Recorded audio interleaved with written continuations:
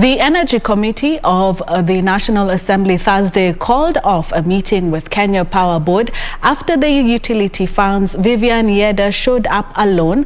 Of the Agitated legislators demanded that all members of the board of the directors appear to the field questions on illegal tender awards and alleged interference with the management of the utility firm.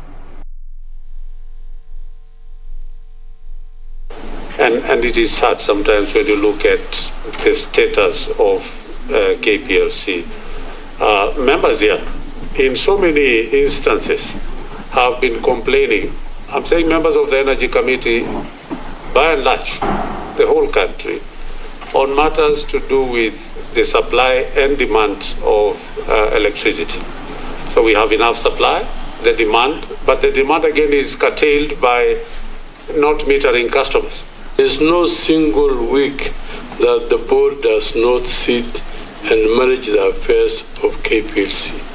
It is in record, it is clear, and we want to bring you up-to-date information. Give us up-to-date information on the register, the attendance, the number of minutes, the issues and the agenda that has been on the table. We want a conclusive and up-to-date report as regards the management of KPLC by the board.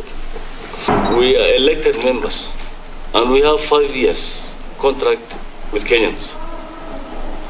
Our work is to oversight and to see what this board is doing.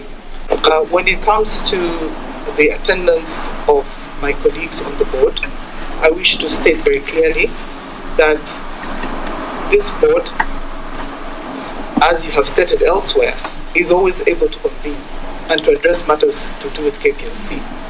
So they would be able to convene and attend this committee.